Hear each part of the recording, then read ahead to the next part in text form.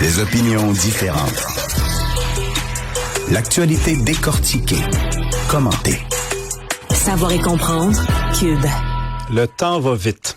Dans 10 jours, ça va faire déjà 6 ans que la loi 21 a été adoptée.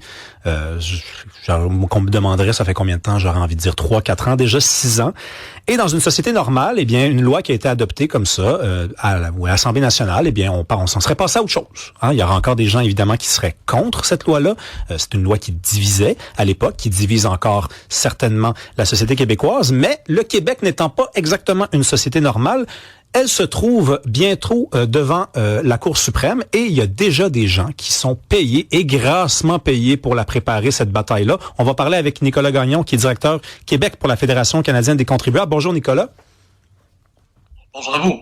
Donc, les chiffres, ce sont les suivants. C'est 1 million de dollars plus 29 514 et 78 sous. C'est la somme que le gouvernement fédéral, le gouvernement fédéral, c'est mon argent, le vôtre, celui de tous ceux qui nous écoutent en ce moment, qui sert à préparer la présentation des avocats, la défense des avocats dans le dossier contre la loi 21.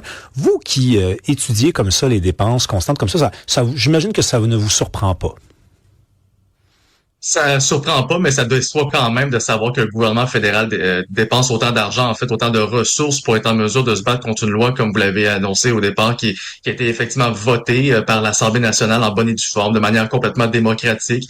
Et en plus de ça, il y a quand même un appui de la part de la population. Il faut dire que la question de la loi 21 ou de la laïcité, ça faisait partie de la campagne électorale de 2018. Et en même temps, en 2022, les gens ont redonné confiance au gouvernement de la CAQ qui avait mis en place cette politique-là. Et à moins que je m'abuse, ils sont aussi en faveur de son renforcement présentement.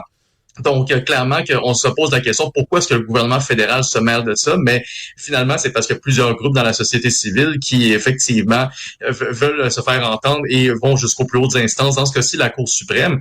Mais il y a deux choses qui sont très dérangeantes là-dedans. La première, c'est oui, le montant. On doit se dire qu'en tant que contribuable québécois qui envoie de l'argent à Ottawa, il y a quand même une partie non négligeable de ça, pas loin peut-être du 1/5 de la facture qui vient effectivement de l'argent des contribuables, pas loin de 200 000. Mais en plus de ça, on dépense de l'argent en tant que contribuable québécois pour que le gouvernement du Québec puisse défendre la loi 21 devant les tribunaux. Donc, on paye des deux côtés. Et en plus, il faut dire que c'est 1 million qui a été dépensé et le procès n'est pas encore commencé. Et en plus, il y a pas loin de 55 groupes d'intervention qui vont se faire entendre durant l'ensemble du processus. Ça veut dire que ça va durer très longtemps. Alors, si ça a coûté 1 million de dollars jusqu'à maintenant, j'ai très hâte de voir la facture une fois que le procès va être complété parce que malheureusement, les Québécois vont payer littéralement des deux bords encore une fois. Oui, parce que là, vous touchez à l'essentiel. Le gouvernement du Québec a raison de mettre de l'argent dans la défense d'une loi qui est contestée. C'est la raison d'État. C'est le gouvernement du Québec. La loi a été votée démocratiquement. J'ai dit que ça divisait la population comme n'importe quelle loi, là. Il n'y a jamais 100% du monde qui sont d'accord, à part dans des dictatures. Sauf que là, c'est pas la même chose. Vous avez le gouvernement du Québec qui, à mon avis, et j'aimerais ça vous entendre là-dessus, fait bien d'utiliser des fonds publics pour défendre sa propre loi. Mais là, de l'autre côté, c'est très différent parce que le gouvernement fédéral devrait tout simplement accepter le sort. Le sort en est jeté, là, à un moment donné. Exact. On va se dire d'une certaine manière, le gouvernement du Québec a effectivement le mandat de la part des contribuables québécois pour défendre les lois qu'il a votées. C'est quand même la moindre des choses. Oui. C'est pour défendre l'esprit démocratique de la nation québécoise. Donc, tout ça fait du sens. C'est sûr qu'à la fin, en tant que contribuable, on peut se dire, ben là, ça va nous coûter beaucoup d'argent. Mais bon, il y a quand même, malheureusement, rendu là, je suis obligé de dire, il y a un coût à payer pour défendre notre démocratie. D'un autre côté, ce qui dérange aussi, c'est qu'on a très peu d'informations de la part du gouvernement fédéral par rapport à comment l'argent est dépensé. On connaît pas c'est qui les cabinets d'avocats qui ont été mandatés. On sait pas c'est quoi les tarifs horaires et on n'a pas non plus cette information-là de la part du gouvernement québécois, mais au niveau fédéral, on a même essayé de caviarder cette information-là. En fait, je lisais l'article qui avait été rédigé, là, je pense que c'est le bureau d'enquête du Journal de Montréal qui en parlait justement et qui rappelait que dans le fond, c'est le Bloc québécois qui a soumis des demandes d'accès à l'information. Ils ont reçu les documents qui étaient complètement caviardés, mais c'est en fait bizarrement dit de même, mais c'est en bonne partie grâce à l'incompétence des fonctionnaires fédéraux qui ont traité la demande qu'on connaît finalement. Ben oui, ils ont mal caché leurs affaires. Ils ont mal caviardé. C'est ça, ils ont mal caviardé le document. Sinon, on saurait même pas que ça a coûté 1 million de dollars jusqu'à maintenant.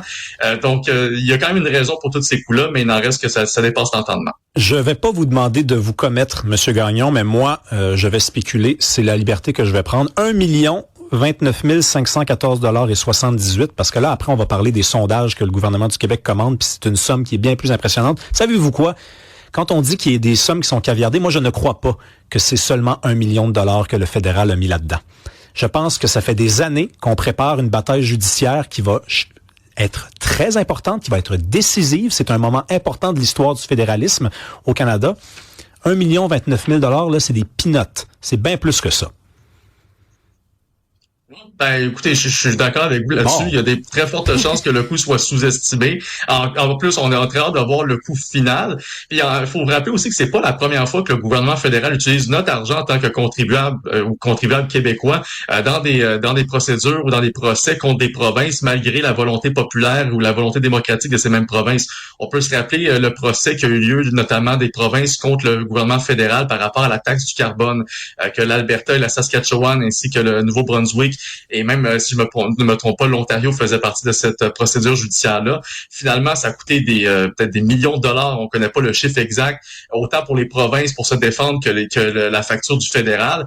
Tout ça pour finalement arriver en 2025 avec une taxe carbone qui a finalement été suspendue, voire complètement annulée au niveau fédéral. Donc, on voit à quel point l'argent des contribuables trop souvent finit dans des tribunaux, dans des causes qui sont menées par le gouvernement fédéral et qui vont effectivement contre la volonté des provinces. Mais justement, M. Gagnon, comment ça se fait que les contribuables ont pas de recours pour ça quand le fédéral et le provincial se battent ensemble, puis nous, on est là à regarder le spectacle puis à cracher l'argent? Qu'est-ce qu'on peut faire, nous?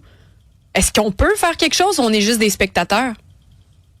C'est une très bonne question. Je dirais qu'en termes il n'y a pas grand-chose qu'on peut faire de notre côté dans ce genre d'intervention-là au niveau parce qu'on s'entend qu'on parle de procédures judiciaires entre deux corps gouvernementaux, donc entre le provincial puis le fédéral.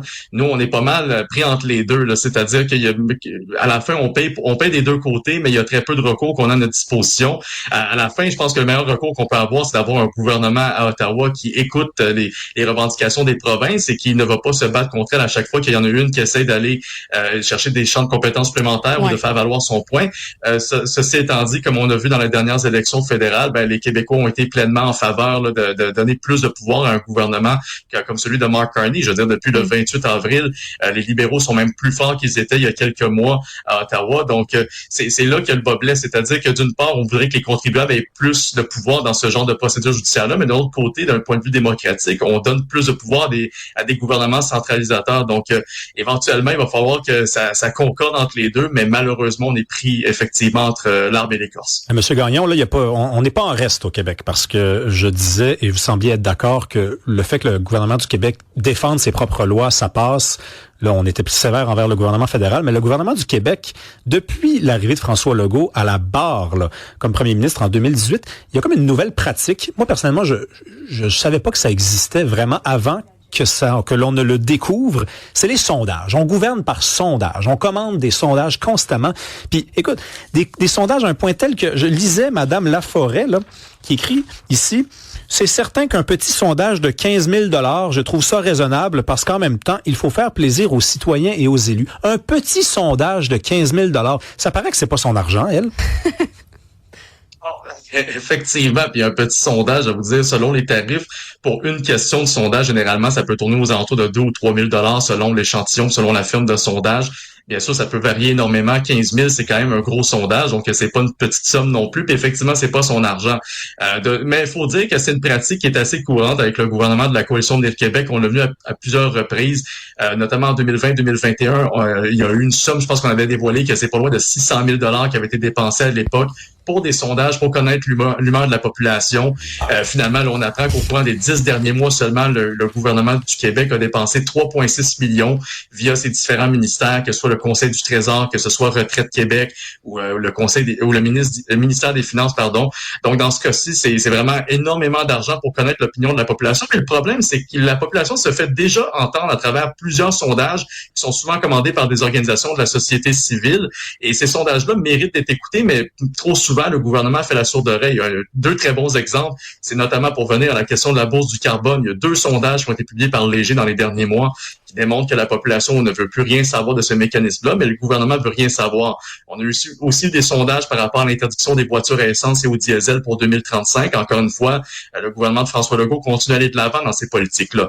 Donc, on se demande vraiment qu'est-ce qu'ils font avec les sondages qu'ils commandent, parce que les autres sondages qui sont publiés et qui sont faits par à peu près les mêmes firmes et donc avec la même méthodologie, ben ces sondages-là sont pas pris en considération et le gouvernement continue de faire la sourde oreille, mais il prend l'argent des contribuables à coût de millions pour se commander des sondages. On connaît pas vraiment les résultats, ni vraiment l'orientation. Mais une chose est sûre, c'est pour se préparer. J'ose le croire qu'il y a une partie de ça qui est un petit peu avec une saveur électoraliste. Il faut dire qu'on est à 1 an des élections provinciales. Ils doivent essayer de connaître un peu le pouls de la population pour positionner le gouvernement et aussi le parti au pouvoir en vue de l'élection à venir. Il y a des petites perles là, quand même dans l'article de Geneviève Lajoie ce matin dans le Journal de Montréal. Écoutez bien ça, là. C'est le cas de la Société des traversiers du Québec, parce que on demande aux gens de répondre au sondage, puis comme les gens ont pas juste ça à faire, on leur dit il y a des prix à gagner. On est au casino, là. C'est des cartes Mastercard prépayées de 50 et de 100 $ pour susciter la participation des gens. On a le ministère de l'Emploi et de la Solidarité sociale qui tenait à faire un sondage post-campagne de la Semaine de la solidarité. Regardez, si vous vous demandez à la maison où est votre argent, ne cherchez plus. Ne cherchez plus, il est entre bonnes mains. Merci, Nicolas Gagnon. C'est un plaisir, merci à vous. Au revoir.